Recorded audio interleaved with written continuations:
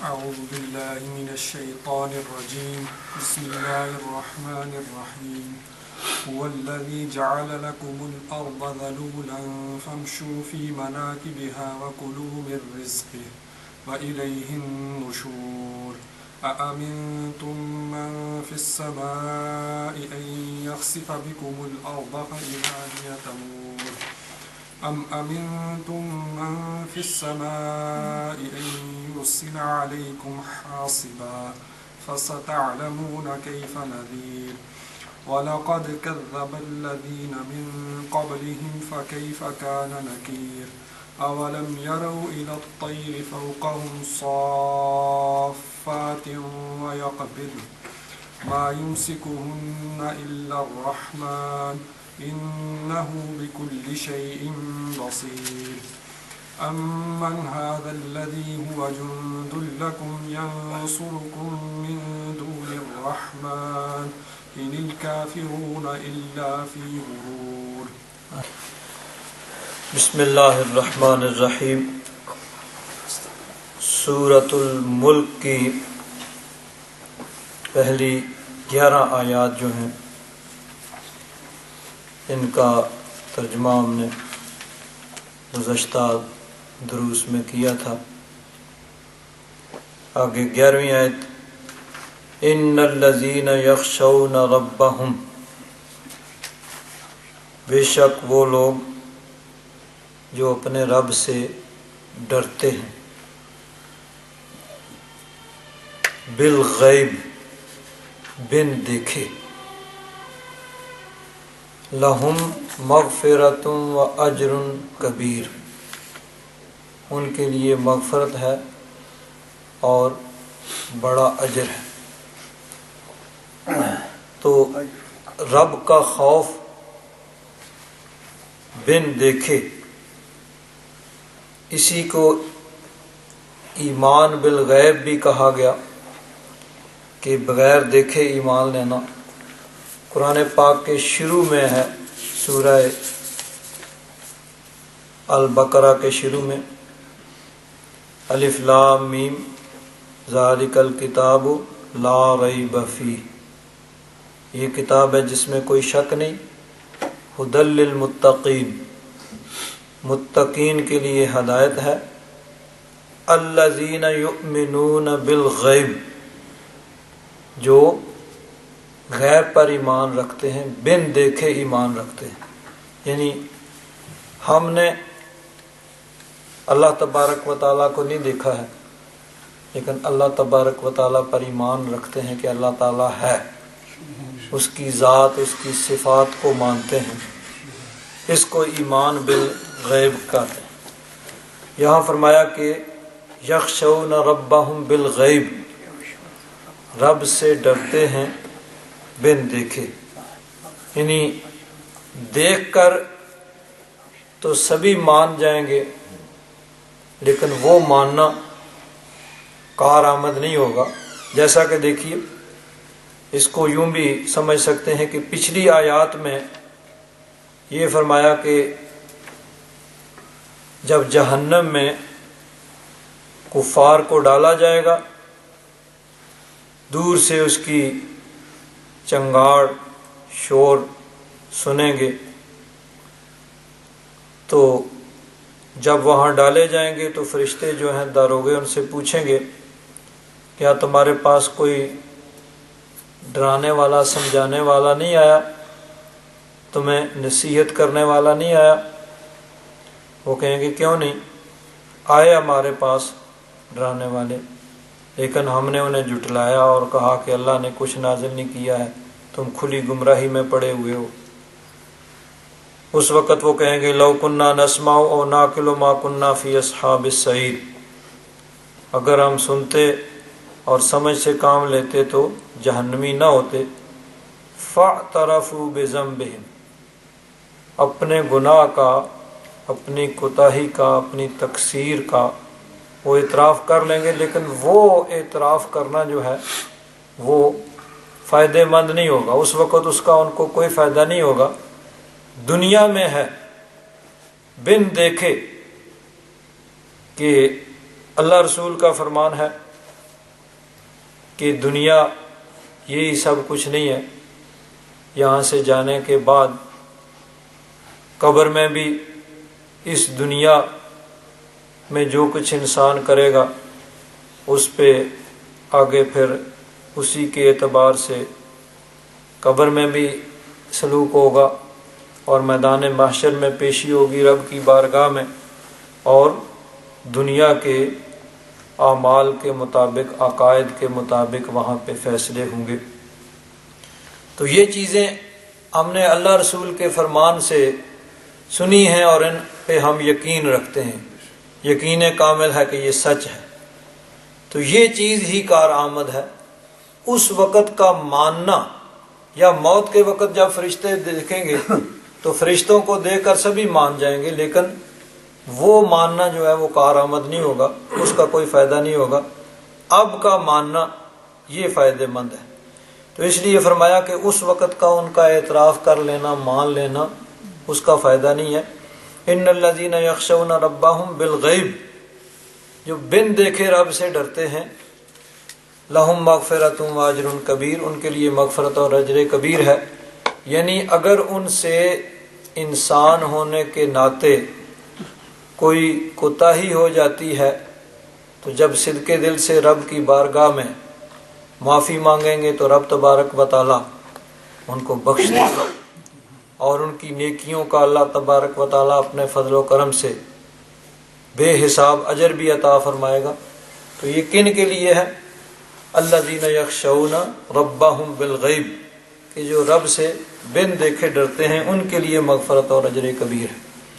وَأَسِرُّوا قَوْلَكُمْ أَوِ اجْهَرُوا بِهِ، تم اپنی بات کو پوشیدہ رکھو، آہستہ کرو، یا اس کو اعلانیہ بلند آواز سے کہو۔ اِنَّهُ عَلِيمٌ بِذَاتِ الصُّدُورِ، بے شک اللہ تبارک و تعالی دلوں کی باتوں کو بھی جانتا ہے۔ صدور، صدر، سینہ، دل، صدور اس کی جمع۔ تو جو کچھ سینوں کے اندر پوشیدہ ہے، جو کچھ دلوں میں ہے، اس کو بھی رب جانتا ہے۔ کفار مکہ جو ہیں آپس میں جب کوئی بات چیت کرتے اسلام کے خلاف، نبی کریم صلی اللہ علیہ وسلم کے خلاف، کوئی منصوبہ بندی، کوئی پلاننگ، تو آپس میں ایک دوسرے سے کہتے بھئی آہستہ بولو، محمد کا رب نہ کہیں سن لے۔ اللہ تبارک و تعالیٰ نے فرمایا کہ تم اس طرح کی بات کرتے ہو، تم آہستہ کہو، سر ہوتا ہے پوشیدہ، سیکرٹ، راز کی بات، اپنی بات کو پوشیدہ رکھو، آہستہ کہو، اوجہرو، یا اس کو جہر، اونچی آواز سے اعلانیہ کہو۔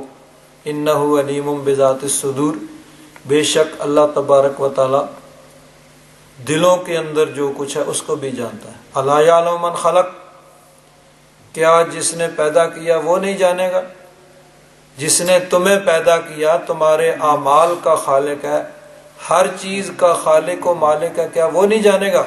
تم یہ کہتے ہو کہ آہستہ بولو وہ نہ سن لے۔ تو جس نے پیدا کیا ہے تمہیں بھی اور تمہارے اعمال کو بھی، کیا وہ نہ جانے گا؟ الا یعلم من خلق، کیا نہیں جانتا جس نے پیدا کیا؟ وَهُوَ اللطیف الخبیر، اور وہ یعنی مہربانی فرمانے والا خبردار ہے۔ تو اللہ تبارک و تعالیٰ نے یہاں فرمایا ان الذین یخشون ربہم بالغیب، جو رب سے ڈرتے ہیں بن دیکھے۔ اور اس کا ایک مفہوم یہ بھی بیان کیا گیا ہے کہ لوگوں کے سامنے تو انسان اکثر ایسے ہوتا ہے کہ انسان نیک بھی بنتا ہے، متقی بھی بنتا ہے، پرہیزگار بھی بنتا ہے، لوگوں کے سامنے وہ نیکی بھی کرتا ہے، لیکن اصل نیکی وہ ہے کہ جہاں یہ چیز مد نظر نہ ہو کہ کوئی انسان دیکھ رہا ہے یا نہیں دیکھ رہا، صرف رب کی رضا کے لیے ہو، چاہے کوئی دیکھتا ہے یا نہیں دیکھتا ہے، مجمع عام ہو یا تنہائی ہو، رات کا اندھیرا ہو، ہر وقت یہ چیز مد نظر رہے، یہ چیز پیش نظر رہے کہ رب تبارک و تعالیٰ سے کوئی چیز پوشیدہ نہیں ہے، وہ دیکھتا ہے، وہ جانتا ہے۔ تو جو چیز خالص رب کے لیے کی جائے وہ یعنی اللہ تبارک و تعالیٰ کی بارگاہ میں اصل قبولیت اس کو ہوتی ہے، جس میں کسی قسم کا کوئی اور اس میں آمیزش نہ ہو، ملاوٹ نہ ہو، صرف رب کی رضا کے لیے ہو۔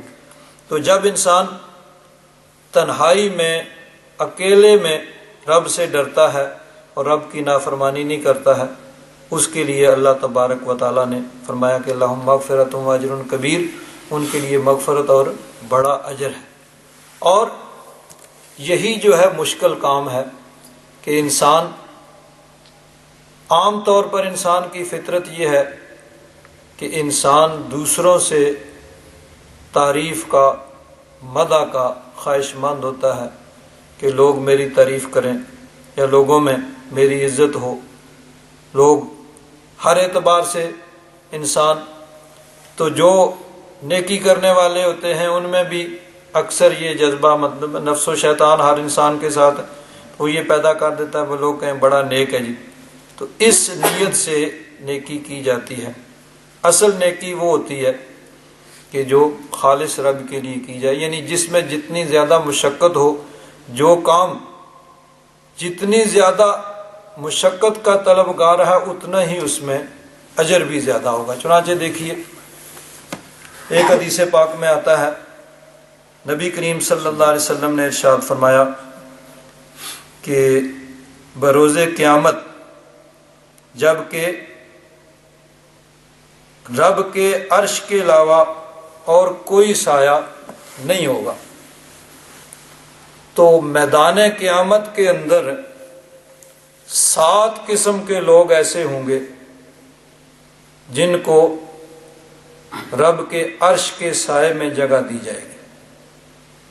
وہاں کوئی اور سایہ نہیں ہوگا، سورج پوری آب و تاب سے چمک رہا ہوگا، قریب ہوگا، سوا نیزے پہ ہوگا، اور کوئی سایہ نہیں ہے۔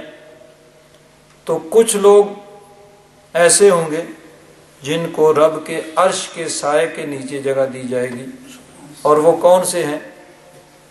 جنہوں نے ایسے کام کیے ہوں گے جو مشقت طلب ہیں، یعنی جو مشکل ایسے کام ہیں کہ جس کے لیے انسان کو اپنے اوپر جبر کرنا پڑتا ہے اور پھر وہ نیکی کے کام ہوتے ہیں، تو ان کو رب کے عرش کے سائے کے نیچے جگہ دی جائے گی۔ ان ابی ہریرہ رضی اللہ تعالیٰ عنہ ان النبی صلی اللہ علیہ وسلم قال سبعۃ یظلہم اللہ فی ظلہ یوم لا ظل الا ظلہ۔ 7 افراد یعنی 7 قسم کے لوگ اللہ تبارک و تعالیٰ ان کو اپنے سائے میں جگہ عطا فرمائے گا۔ اپنے سائے سے مراد علماء نے عرش کا سایہ مراد لیا ہے کہ عرش کا سایہ ہوگا، اور عرش کے سائے کے نیچے اللہ تبارک و تعالیٰ ان لوگوں کو جگہ عطا فرمائے گا۔ یوم لا ظل الا ظلہ، جس دن اور کوئی سایہ نہیں ہوگا سوائے اس کے سائے کے۔ اور وہ کون سے لوگ ہیں؟ امام عادل، عدل کرنے والا امام۔ امام سے مراد یہاں حکمران، بادشاہ، عادل بادشاہ، کیونکہ بادشاہ کے پاس دیکھیں قوت ہوتی ہے، طاقت ہوتی ہے، اور اس کے پاس لوگوں پہ ظلم و جبر کرنے کا، لوگوں کو حق مارنے کا زیادہ اس کے پاس چانسز ہوتے ہیں، کوئی روکنے والا نہیں ہوتا۔ یا ایک کا حق دوسرے کو دلا دے، کسی کا چھین لے، کسی کی عزت لوٹ لے، کسی کا مال لوٹ لے، کسی پہ ظلم و تشدد کرے، تو وہاں چونکہ رکاوٹ کوئی نہیں ہوتی ہے، وہاں صرف وہ خوف الہی کی وجہ سے جب کسی پہ ظلم نہیں کرے گا، کسی پہ زیادتی نہیں کرے گا، تو فرمایا ایسا بادشاہ جو عدل کرنے والا ہو اس کو اللہ تبارک و تعالی بروز قیامت اپنے عرش کے سائے کے نیچے جگہ عطا فرمائے گا۔ وَشَابٌ نَشَأَ فِي عِبَادَةِ اللَّهِ، اور وہ نوجوان جس نے پرورش پائی، جس نے اپنی جوانی گزاری اللہ کی عبادت میں، جوانی رب کی عبادت میں گزاری۔ اب دیکھیے عموماً یہ ہوتا ہے کہ انسان بڑھاپے میں وہ اس طرف راغب ہو جاتا ہے، لیکن جب جوانی ہوتی ہے اور انسان کے جذبات اس وقت جوان ہوتے ہیں اور جسم میں قوت طاقت ہوتی ہے، تو عموماً کیا ہوتا ہے کہ انسان سمجھتا ہے کہ دنیا کے اندر صرف میں ہی میں ہوں اور ہے ہی کوئی نہیں ہے۔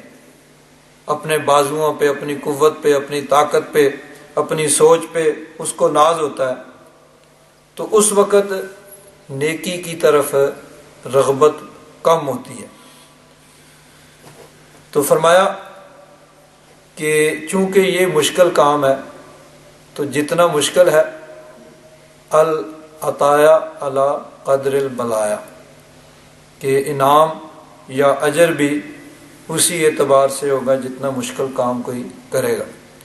تو جوانی کے اندر نیکی کرنا چونکہ مشکل ہے، تو اس لیے فرمایا ایسا نوجوان جس نے اپنی جوانی رب کی یاد میں گزاری، قیامت کے دن اللہ تبارک و تعالیٰ اس کو اپنے عرش کے سائے کے نیچے جگہ عطا فرمائے گا۔ اسی لیے ایک شاعر نے کہا ہے کہ کر جوانی میں عبادت کاہلی اچھی نہیں، کہ جوانی میں عبادت کر لو سستی اچھی نہیں، کہ کر جوانی میں عبادت کاہلی اچھی نہیں۔ دنیا میں انسان جب یہ جوانی یہ صحت جاتی ہے پھر انسان نیکی کرنے کی کوشش کرتا ہے، لیکن اس وقت انسان میں وہ قوت طاقت نہیں رہ جاتی جس کے ذریعے سے وہ انسان اس طرح مشقت کر سکے۔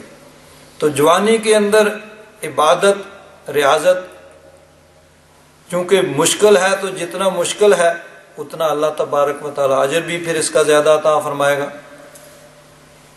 آگے فرمایا تیسرا، وَرَجُلٌ قَلْبُهُ مُعَلَّقٌ بِالْمَسَاجِدِ، وہ آدمی جس کا دل مسجدوں کے ساتھ لگا ہوا، مسجد کے ساتھ اٹکا ہوا ہے، نماز پڑھنے کے لیے آیا گیا، لیکن دل میں یہی ہے کہ ابھی ٹائم ہوگا پھر جانا ہے، تو آ رہا ہے جا رہا ہے، خود جسم تو باہر چلا جاتا ہے لیکن دل مسجد کے اندر ہی رہتا ہے، دل مسجد سے ہی معلق ہے کہ ابھی گیا، ابھی پھر اگلی نماز کا ٹائم ہے، پھر جانا ہے، ابھی ٹھیک ہے بھائی یہ کام کرنا ہے لیکن ٹائم اتنا رہ گیا ہے چلو۔ تو اس چیز کو مد نظر رکھ کر انسان ہر پروگرام بناتا ہے کہ جی ابھی نماز کا ٹائم ہے، مسجد کی طرف جانا ہے، کہ عموماً یہ ہوتا ہے بھائی ٹھیک ہے کوئی کام نہیں ہے چلو چلتے ہیں نماز پڑھ لیتے ہیں، اچھا یہ کام ہے چلو کوئی نہیں نماز بعد میں پڑھ لیں گے۔ تو دو میں جب انسان کو کسی کو کیز کرنا پڑتا ہے، اختیار کرنا پڑتا ہے، تو کہتا ہے بھائی نماز تو اکیلے بھی پڑھ سکتے ہیں، گھر میں بھی پڑھ سکتے ہیں، خیر یہ کام کر لو، تو دونوں میں سے اس کا اختیار انسان کرتا ہے بھائی یہ کام کر لو وہ کر لو، نماز بعد میں پڑھ لیں گے، کوئی نہیں قضا بھی پڑھ لیتے ہیں، گھر میں بھی پڑھ لیتے ہیں۔ تو فرمایا کہ چونکہ یہ ایسا کام ہے کہ یہ اس کے لیے انسان کو اپنے اوپر جبر کرنا پڑتا ہے، مشقت ڈالنی پڑتی ہے، تو اس لیے فرمایا وَرَجُلٌ قَلْبُهُ مُعَلَّقٌ بِالْمَسَاجِدِ، وہ آدمی جس کا دل مسجدوں کے ساتھ لگا ہوا ہے، اس کو بھی اللہ تبارک و تعالی قیامت کے دن اپنے عرش کے سائے کے نیچے جگہ عطا فرمائے گا۔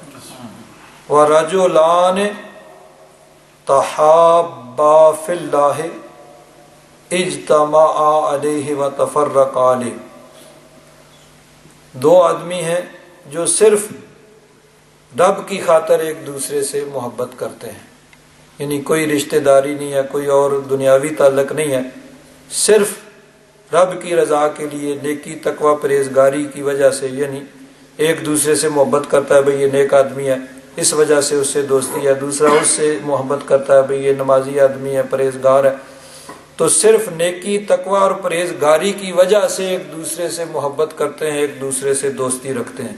اجتماع علیہ، اسی پر وہ جمع ہوتے ہیں، وتفرق علیہ، اسی پر وہ ایک دوسرے سے جدا ہوتے ہیں۔ بھئی اس کے ساتھ تعلق نہیں رکھنا ہے، کیوں؟ یہ نافرمان ہے، رب کی نافرمانی کرتا ہے، گناہوں میں پڑا ہوا ہے۔ تو نیکی تقوی اور پرہیزگاری کی وجہ سے کسی کے ساتھ دوستی، اور کسی کی نافرمانیوں اور گناہوں کی وجہ سے اس سے دوری۔ تو وہ دو مرد جو اللہ کے لیے ایک دوسرے سے محبت کرتے ہیں، اسی پر جمع ہوتے ہیں، اسی پر جدا ہوتے ہیں، تو یہ بھی اس کو بھی فرمایا کہ رب تبارک و تعالیٰ اپنے عرش کے سائے کے نیچے جگہ عطا فرمائے گا۔ ورنہ دوستیاں تو دیکھیں عموماً دنیاوی اعتبار سے ہوتی ہیں، دنیاوی تعلقات کی وجہ سے ہوتی ہیں، کاروباری تعلقات کی وجہ سے ہوتی ہیں، تو یہاں صرف رب کی رضا کے لیے، رب کی خاطر دوستی۔ وَرَجُلٌ دَعَتْهُ امْرَأَةٌ ذَاتَ مَنْصَبٍ وَجَمَالٍ فَقَالَ إِنِّي أَخَافُ اللَّهَ، اور کوئی ایسا مرد جس کو کسی منصب والی اور جمال والی عورت نے برائی کی دعوت دی، پس اس نے کہا کہ میں اللہ سے ڈرتا ہوں، یعنی صرف خوف خدا کی خاطر برائی سے وہ رک گیا، کہ اور کوئی دنیاوی رکاوٹ نہیں ہے، لیکن رب کی رضا کی خاطر وہ برائی سے رکا۔ تو چونکہ جتنا مشکل کام ہے اتنا اجر بھی زیادہ ہوگا، کہ انسان عام طور پر برائی سے رکتا ہے لوگوں کے ڈر سے، قانون کے ڈر سے، لیکن یہاں یہ ہے کہ نہ قانون کوئی رکاوٹ ڈالتا ہے، نہ کوئی اور رکاوٹ ہے، صرف اور صرف رب کا خوف وہ انسان کو برائی سے روکے، اور کوئی رکاوٹ نہیں ہے۔ تو جب صرف خوف الہی کی وجہ سے وہ برائی سے رکتا ہے تو فرمایا کہ اس کو اللہ تبارک و تعالی قیامت کے دن اپنے عرش کے سائے کے نیچے جگہ عطا فرمائے گا۔ حضرت عمر فاروق رضی اللہ تعالیٰ عنہ، آپ کے زمانے میں ایک نوجوان تھا، مورخین نے، سیرت نگاروں نے اس واقعہ کو لکھا ہے کہ ایک نوجوان 5 وقتہ نماز میں حاضر ہوتا، حضرت عمر فاروق رضی اللہ تعالیٰ عنہ کے پیچھے نماز پڑھتا، پہلے آ جاتا، نماز کے بعد بیٹھا رہتا۔ آپ اسے دیکھ کر بڑے خوش ہوتے، بھئی دیکھو نوجوان ہے، اور نوجوانی میں اس کے تقوی اور پرہیزگاری اور خوف خدا بندی کا یہ عالم ہے، اس کو دیکھ کر آپ خوش ہوتے۔ تو مورخین نے لکھا ہے کہ وہ نماز کے لیے جاتا آتا، رستے میں کوئی بد کردار عورت رہتی تھی، وہ اس کو دیکھتی جاتے ہوئے آتے ہوئے، تو ایک دن عشاء کی نماز پڑھ کے وہ گھر کو جا رہا ہے، اور اس عورت نے اس کو دیکھا گلی میں کوئی اور نہیں ہے، اس کو آواز دی، اشارہ کیا، گھر کے اندر بلا لیا۔ اب اچانک اس نے بلایا، وہ کچھ نہ سوچ سکا، کچھ سوچنے کا موقع نہیں ملا، گھر کے اندر آ گئے۔ جب گھر کے اندر آتا ہے، وہ عورت اس کو برائی کی دعوت دیتی ہے، اچانک اس پہ خوف خدا غالب آتا ہے کہ اے بندے، تو کس کام کے لیے گیا تھا اور کس کام میں پڑ گیا ہے؟ تو رب کی بارگاہ میں حاضر نہیں ہوگا، رب کے سامنے کیا جواب دے گا؟ یہ خیال آتے ہی خوف الہی سے وہ بے ہوش ہو کے گر پڑتا ہے۔ جب بے ہوش ہو کے گرتا ہے تو اس عورت نے اپنی لونڈی کو، اپنی خادمہ کو بلایا، بھئی یہ اگر مر گیا تو ہم پہ قتل کا الزام آئے گا۔ انہوں نے اس کو پکڑا، ٹانگوں سے، بازوؤں سے، دیکھا باہر گلی میں کوئی نہیں ہے، گھسیٹا اور اپنے دروازے سے تھوڑا سا آگے پیچھے جا کے دور تھوڑا سا جا کے اس کو پھینک دیا۔ اب اس کا باپ گھر میں انتظار کر رہا ہے کہ بیٹا میرا نماز پڑھنے کے لیے گیا، آیا نہیں۔ جب کچھ دیر اور گزر گئی تو باپ ڈھونڈنے کے لیے نکلا، جا رہا ہے، رستے میں دیکھا کوئی انسان پڑا ہوا ہے، قریب جا کے دیکھا تو کہا یہ تو میرا بیٹا ہی ہے، اور لوگوں کو بلایا، اٹھایا، گھر لے آیا، پانی وغیرہ اس پہ چھڑکا، اس کو ہوش آیا، پوچھا بیٹا تمہارے ساتھ کیا معاملہ ہوا؟ اس نے سارا واقعہ بیان کیا کہ اس طرح رستے میں کوئی عورت تھی، اس نے مجھے گھر کے اندر بلایا اور مجھے برائی کی دعوت دی، تو میں نے یہ سوچا کہ اے بندے تو کس کام کے لیے نکلا تھا اور اب تو کہاں ہے، اور رب کی بارگاہ میں تو نے حاضر ہونا ہے اور کیا جواب دے گا؟ یہ سوچا تو مجھ پہ بے ہوشی طاری ہوگی۔ اب اس کے بعد مجھے نہیں پتا کیا ہوا۔ جب وہ بیان کر رہا تھا تو دوبارہ اس پہ خوف الہی طاری ہوا، پھر وہ بے ہوش ہو جاتا ہے اور اسی بے ہوشی میں اس کی روح پرواز کر جاتی ہے۔ اب اس کی موت واقع ہو گئی۔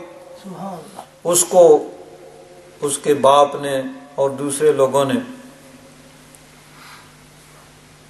غسل دیا، کفن پہنایا، جنازہ پڑھا اور رات کو ہی دفنا دیا، جیسا کہ عرب کے اندر ایسے ہی ہوتا ہے، اور شرعی حکم بھی یہی ہے کہ جتنا جلدی ہو سکے اتنا جلدی کفن دفن وغیرہ جنازہ پڑھ کے دفنا دیا جائے۔ تو انہوں نے رات کو ہی اس کو غسل دیا، کفن پہنایا، جنازہ پڑھا اور دفنا دیا۔ صبح حضرت عمر فاروق رضی اللہ تعالیٰ عنہ کی بارگاہ میں کسی نے یہ واقعہ سنایا کہ حضرت رات کو ایک نوجوان خوف الہی کی وجہ سے اس نے اپنی جان دے دی، خوف الہی کی وجہ سے اس کی موت واقع ہو گئی۔ حضرت عمر فاروق رضی اللہ تعالیٰ عنہ اس کے گھر گئے، اس سے باپ سے تعزیت کی اور فرمایا بھئی مجھے نہیں بتایا، ایسے نوجوان کے جنازے کے اندر میں بھی شامل ہوتا ہوں۔ اس نے عرض کیا حضور آپ دن کو حکومت کے معاملات میں مصروف رہتے ہیں، میں نے کہا آپ تھکے ہوئے ہوں گے تو اس لیے آپ کو بے آرام کرنا ہم نے مناسب نہیں سمجھا۔ حضرت عمر فاروق رضی اللہ تعالیٰ عنہ نے فرمایا چلو مجھے اس کی قبر پہ لے چلو۔ حضرت عمر فاروق رضی اللہ تعالیٰ عنہ لوگوں کے ساتھ اس کی قبر پہ جاتے ہیں۔ قبر پہ کھڑے ہو کر حضرت عمر فاروق رضی اللہ تعالیٰ عنہ اس کو پکارتے ہیں کہ اے نوجوان، اللہ تبارک و تعالیٰ قرآن پاک میں ارشاد فرماتا ہے وَأَمَّا مَنْ خَافَ مَقَامَ رَبِّهِ وَنَهَى النَّفْسَ عَنِ الْهَوَىٰ فَإِنَّ الْجَنَّةَ هِيَ الْمَأْوَىٰ، کہ جو رب کی بارگاہ میں کھڑے ہونے سے ڈرا اور اپنے نفس کو خواہش سے روکا، برائی سے روکا، یعنی صرف خوف الہی کی وجہ سے وہ برائی سے رک گیا، فَإِنَّ الْجَنَّةَ هِيَ الْمَأْوَىٰ، اس کا ٹھکانہ جنت ہے۔ تو آپ قبر کے اوپر کھڑے ہو کر اس قبر والے نوجوان کو پکار کے کہتے ہیں کہ اے نوجوان، اللہ تبارک و تعالیٰ یہ فرماتا ہے کہ جو رب کے خوف سے برائی کو ترک کرے، صرف خوف الہی کی وجہ سے برائی سے رک جائے، اپنے آپ کو برائی سے روک لے، اس کو جنت ملے گی۔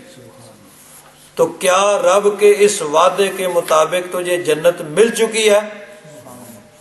قبر کے اوپر کھڑے ہو کر اس قبر والے کو پکار کے حضرت عمر فاروق کہتے ہیں کیا تجھے جنت مل چکی ہے؟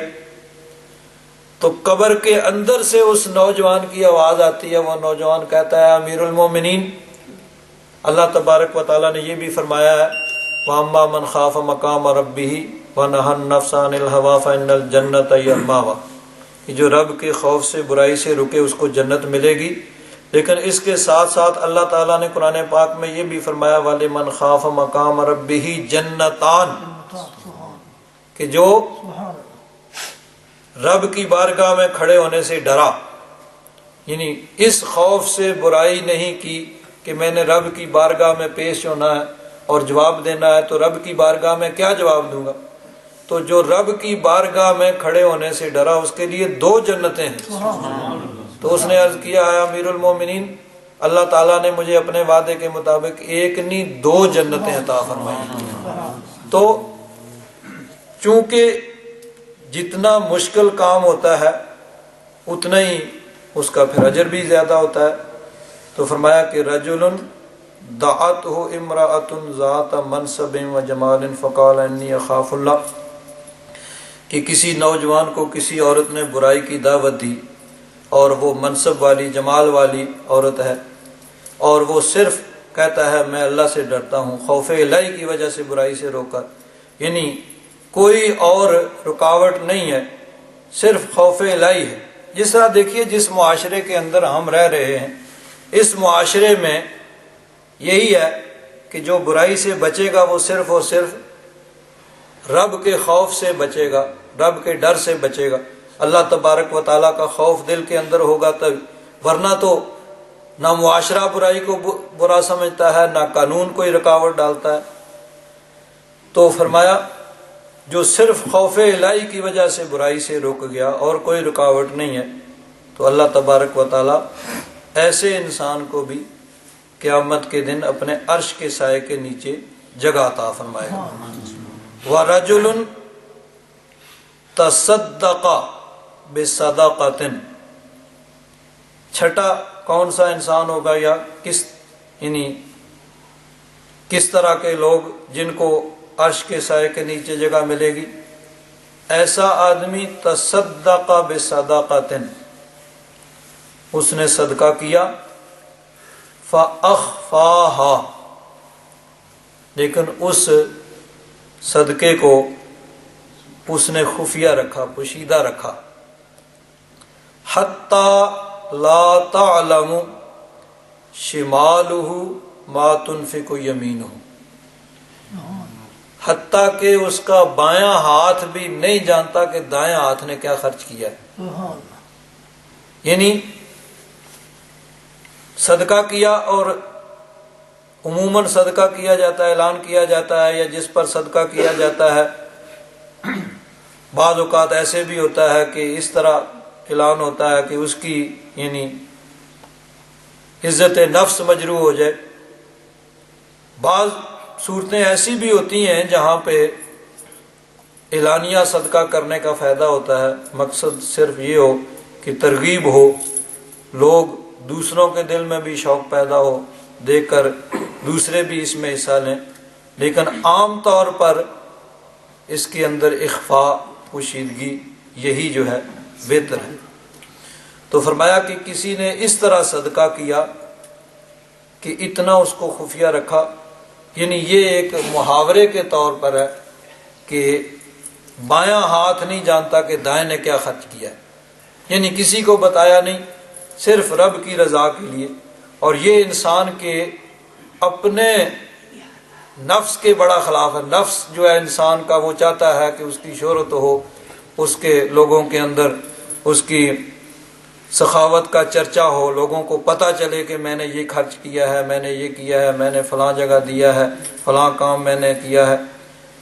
تو یہ اپنے نفس کے خلاف رب کی رضا کے لیے جب انسان نیکی کرتا ہے، چونکہ مشکل ہے، تو جتنا مشکل ہے پھر اس کا اجر بھی اللہ تبارک و تعالیٰ کی بارگاہ سے اسی طرح زیادہ ملے گا۔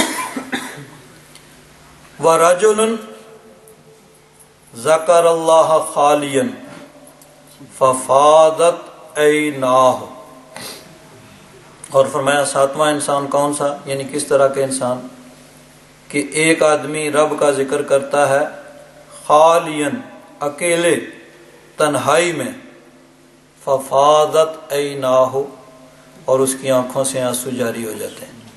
لوگوں کے سامنے تو عام طور پر انسان بڑے جلوے بھی کرتا ہے اور لوگوں میں یہ دکھانے کی کوشش کرتا ہے بھئی میں بڑے جذبے والا ہوں اور مجھ میں بڑا جذبہ ہے، اور یہ ذکر اور اس طرح کے رونا اور مختلف باتیں۔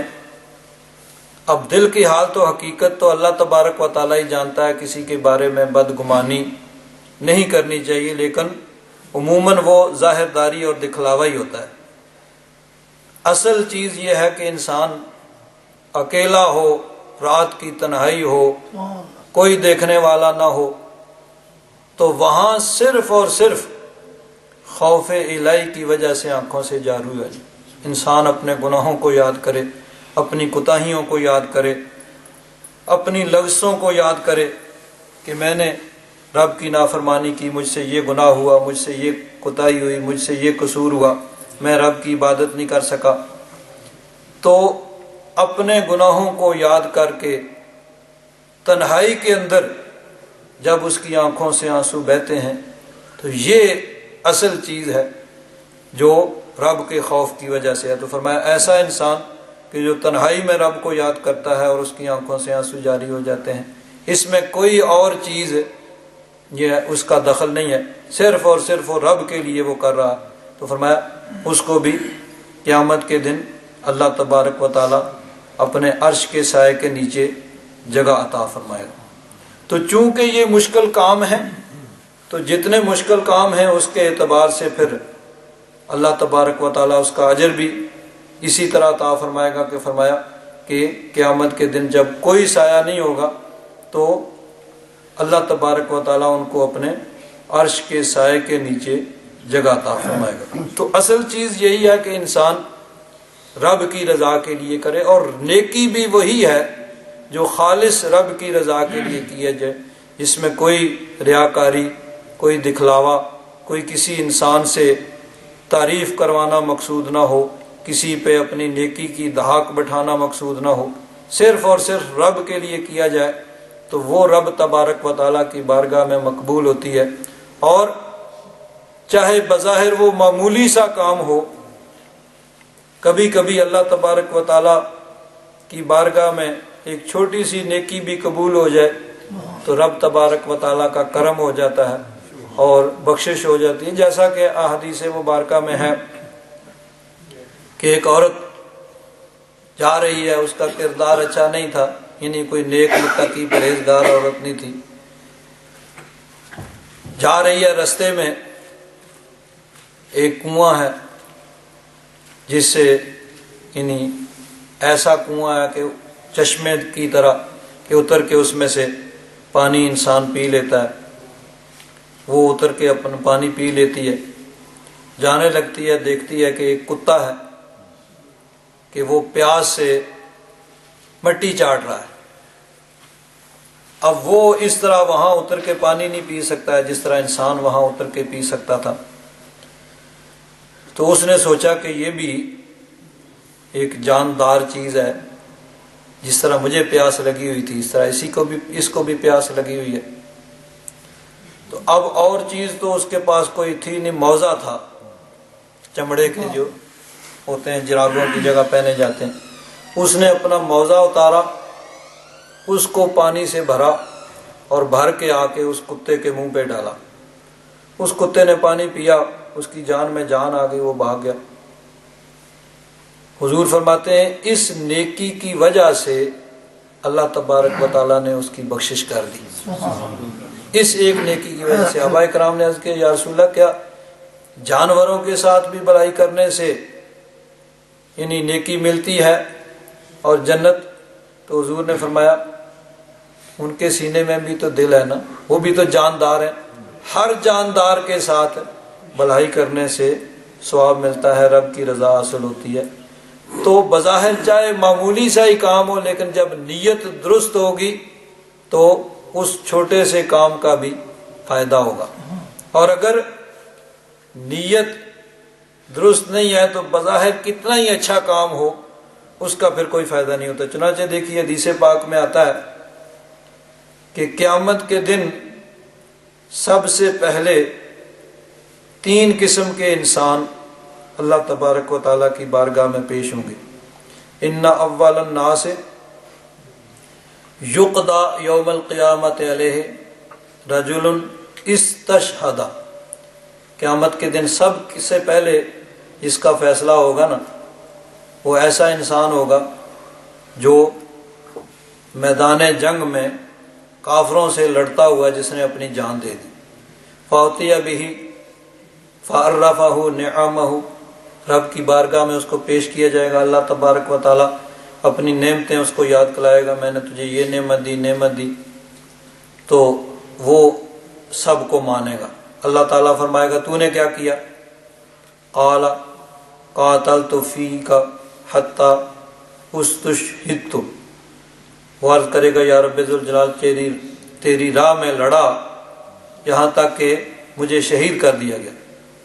قال کذبت، اللہ تبارک و تعالیٰ فرمائے گا تو نے جھوٹ بولا، ولکنک قاتلت لأن یقال جریء، تو اس لیے لڑا تھا کہ لوگ کہیں بھئی بڑا بہادر ہے۔ لوگوں میں اپنی بہادری کی دھاک بٹھانے کے لیے تو لڑا تھا۔ فقد قیل، وہ تو کہا گیا لوگوں میں تیرے بڑے گلگلے تھے تیری بہادری کے۔ ثم امر بہ، پھر حکم دیا جائے گا اور اس کو گھسیٹ کر، منہ کے بل گھسیٹ کر جہنم کے اندر ڈال دیا جائے گا۔ پھر فرمایا پھر وَرَجُلٌ تَعَلَّمَ الْعِلْمَ وَعَلَّمَهُ، پھر ایک انسان رب کی بارگاہ میں پیش کیا جائے گا جس نے علم سیکھا اور اس کو سکھایا۔ وَقَرَأَ الْقُرْآنَ، دنیاوی علم بھی نہیں، یعنی قرآن پاک اس نے پڑھا، اس کو رب کی بارگاہ میں پیش کیا جائے گا۔ اللہ تبارک و تعالیٰ اس سے اپنی نعمتیں یاد دلائے گا، وہ سب کا اعتراف کرے گا، سب مانے گا ہاں یہ بھی نعمت مجھے ملی۔ اللہ تبارک و تعالیٰ فرمائے گا فما علمت فیہ، تو نے اس کے بدلے میں کیا کیا؟ قال تعلمت العلم وعلمتہ، میں نے علم سیکھا اس کو سکھایا۔ وقرأت فیک قرآن، تیری خاطر میں نے قرآن سیکھا پڑھا۔ قال کذبت، اللہ تبارک و تعالیٰ فرمائے گا تو جھوٹ بولتا ہے۔ ولکنک تعلمت العلم لیقال عالم، تو نے قرآن پاک تو اس لیے پڑھا تھا کہ لوگ تمہیں کہیں بھئی بڑے علامہ صاحب ہیں، بڑے عالم ہیں۔ وقرأت القرآن لیقال هو قارئ، قرآن اس لیے پڑھا تھا کہ لوگوں میں تیری قرات کے گلگلے ہوں، کیا قاری ہے جی کیا۔ فقد قیل، وہ جو تو چاہتا تھا وہ تو ہو گیا دنیا میں، تیری عزت احترام اور سب جو تو چاہتا تھا وہ ہو گیا۔ پھر حکم ہوگا اس کو منہ کے بل گھسیٹ کر آگ میں ڈال دیا جائے گا۔ پھر ایک تیسرا انسان رب کی بارگاہ میں پیش کیا جائے گا۔ اعطاہ من اصناف المال کلہ، ہر قسم کا مال جس کو اللہ تبارک و تعالیٰ نے دیا دنیا میں، اس کو لایا جائے گا۔ اللہ تبارک و تعالیٰ اس سے اپنی نعمتوں کا اعتراف کروائے گا، وہ سب مانے گا ہاں۔ اللہ تعالیٰ فرمائے گا تو نے کیا کیا؟ قال ما ترکت من سبیل تحب ان ينفق فیہا الا انفقت فیہا لک، وہ کہے گا کہ یا اللہ جہاں بھی تو چاہتا ہے کہ خرچ کیا جائے میں نے وہاں خرچ کیا، مسجدوں کو دیا، مدرسوں کو دیا، اسپتالوں کو دیا، یتیموں کو، بیواؤں کو، سب کو دیا۔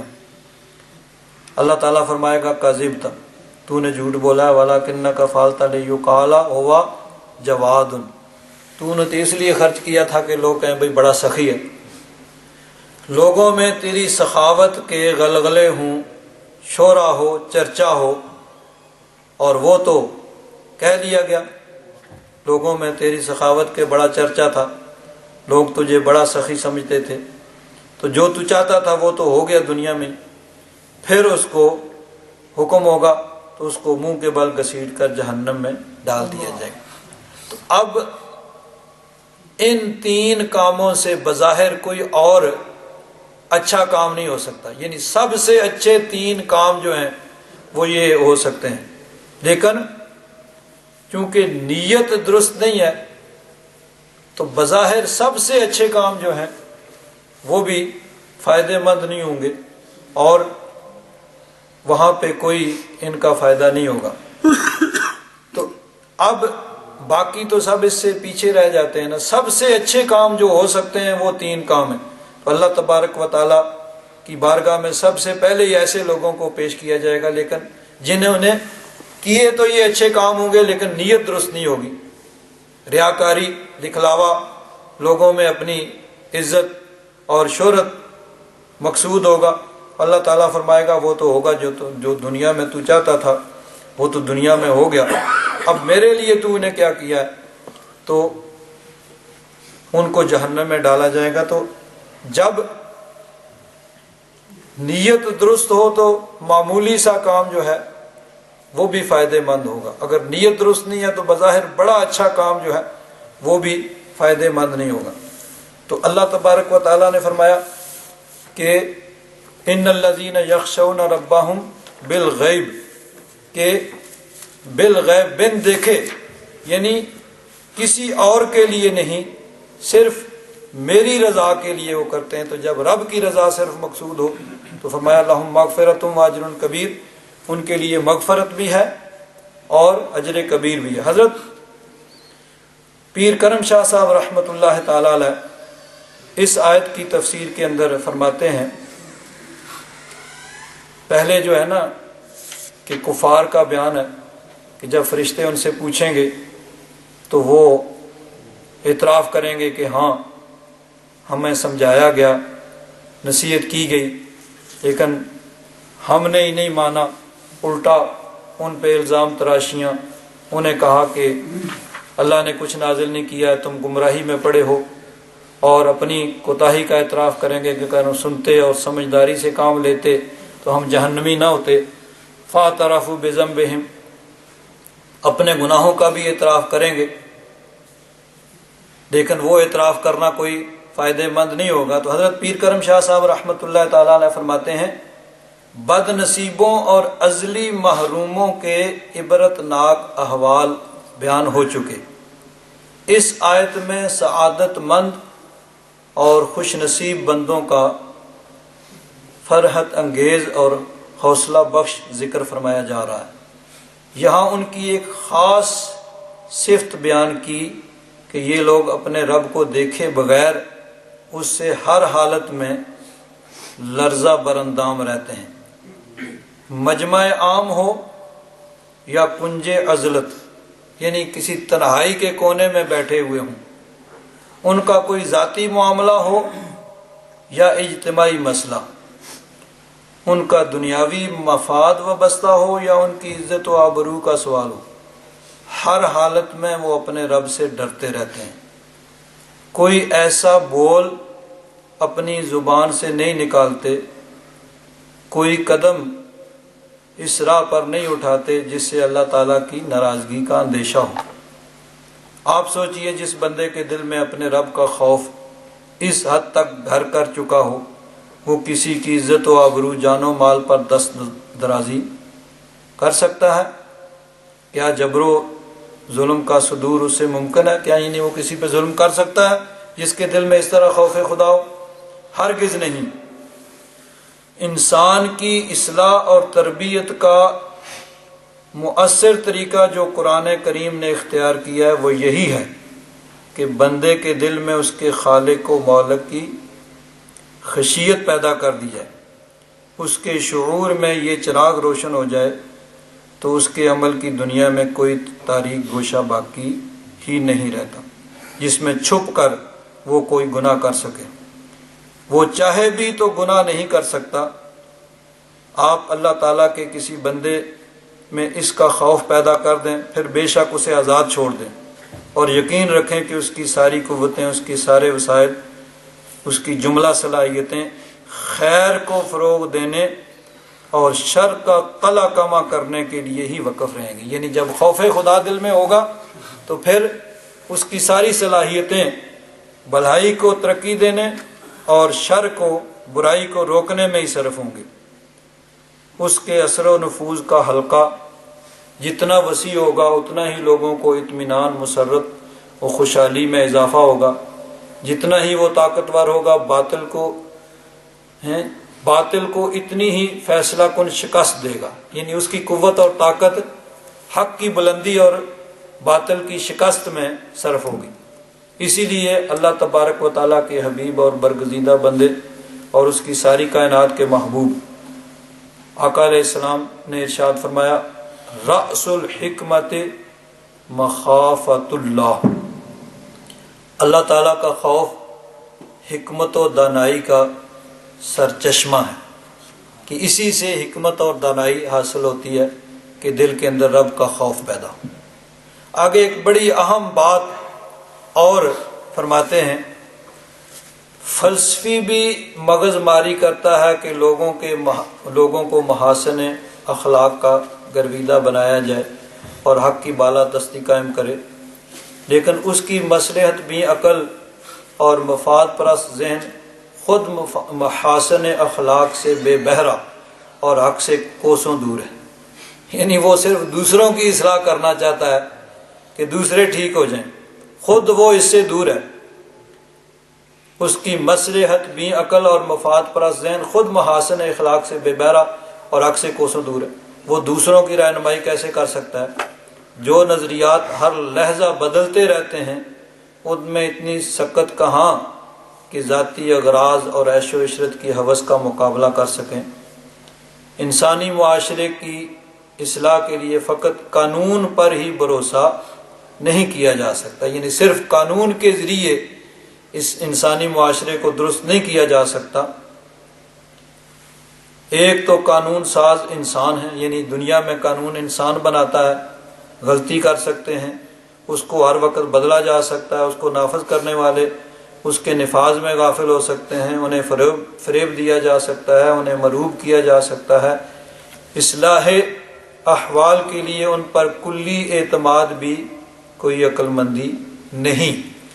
مزید دشواری یہ ہے کہ قانون کی عملداری انسانی زندگی کے ایک محدود حلقے تک ہے۔ قانون جو ہے وہ انسان کی پوری زندگی کو محیط نہیں ہوتا، بلکہ ایک محدود حلقے تک ہے۔ انسانی زندگی کے بیشتر گوشے ایسے ہیں جہاں قانون کا کوئی پاسبان قدم نہیں رکھ سکتا، بلکہ ان میں جھانک تک نہیں سکتا۔ یعنی انسان اگر کوئی غلط کام کرتا ہے تو سب سے پہلے کیا ہوتا ہے؟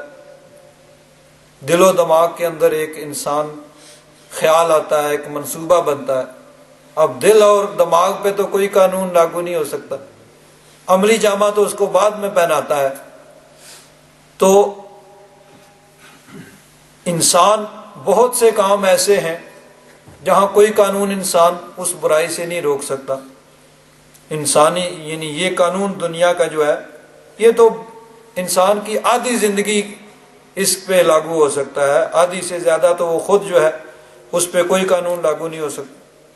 اس لیے اگر سچے دل سے یہ چاہتے ہیں کہ انسانی معاشرے میں نیکی کی بالا دستی ہو اور برائی کا خاتمہ ہو، تو اس کا یہی ایک قابل اعتماد اور مؤثر طریقہ ہے کہ لوگوں کے دلوں میں اللہ کا خوف پیدا کیا جائے، خوف الہی پیدا کیا جائے۔ خوف الہی ہوگا۔ اب دنیا میں دیکھیں، قانون ہوتا ہے جب انسان دیکھتا ہے بھئی کوئی نہیں، پولیس والا کوئی نہیں ہے، چلو ٹھیک ہے کر لو، یہ کام کر تو نہیں سکتے، چلو کوئی نہیں دیکھ رہا، ٹھیک ہے بھئی کر لیتے ہیں۔ انسان دیکھتا ہے بھئی اس طرف نو انٹری ہے، چلو کوئی نہیں دیکھ رہا، جلدی سے نکل جاؤ۔ اور بہت سے ایسے کام ہوتے ہیں کہ انسان دیکھتا ہے بھئی چلو کوئی نہیں ہے کر لو، لیکن اور پھر قانون جو ہے بہت سے ایسے معاملات ہیں جہاں قانون کا عمل دخل ہی نہیں ہوتا ہے۔ تو فرماتے ہیں کہ اگر انسان کی اصلاح کرنی ہے اور مکمل اصلاح کرنی ہے تو اس کا واحد طریقہ یہی ہے کہ دل کے اندر خوف الہی پیدا ہو۔ خوف الہی ہے جو انسان کو مکمل طور پر برائی سے روکتا ہے۔ جب دل کے اندر خوف خدا ہوگا تو پھر انسان کوئی برائی، کوئی گناہ نہیں کرے گا، نہ لوگوں کے سامنے، نہ تنہائی کے اندر، جہاں کوئی رکاوٹ ہے یا نہیں ہے، کچھ بھی ہے وہ برائی نہیں کرے گا۔ اور اصل وہی چیز ہے کہ خوف الہی کی وجہ سے جب انسان برائی سے رکے گا تو وہ چاہے معمولی سا ہی کام ہو، رب تبارک و تعالیٰ کی بارگاہ میں مقبول ہوگا، اس کا بڑا اجر و ثواب ہوگا۔ جس طرح کہ ابھی میں نے عرض کیا کہ 7 قسم کے لوگ ایسے ہوں گے جن کو رب تبارک و تعالیٰ کے عرش کے سائے کے نیچے جگہ دی جائے گی۔ اور وہ کون ہیں؟ کہ جنہوں نے اپنے اوپر جبر کیا اور مشکل کام کیے، بظاہر کوئی رکاوٹ نہیں تھی، کوئی روکنے والا نہیں تھا، صرف خوف الہی کی وجہ سے انہوں نے نیکی کی اور برائی سے رکے، تو رب کی بارگاہ میں وہ چیزیں ان کی مقبول ہوں گی۔ تو اللہ تبارک و تعالیٰ کا خوف ہی ہے جو انسان کو حقیقی طور پر نیکی کی طرف راغب کر سکتا ہے اور برائی سے روک سکتا ہے۔ اللہ تبارک و تعالی ہم سب کو یہ دولت عطا فرمائے۔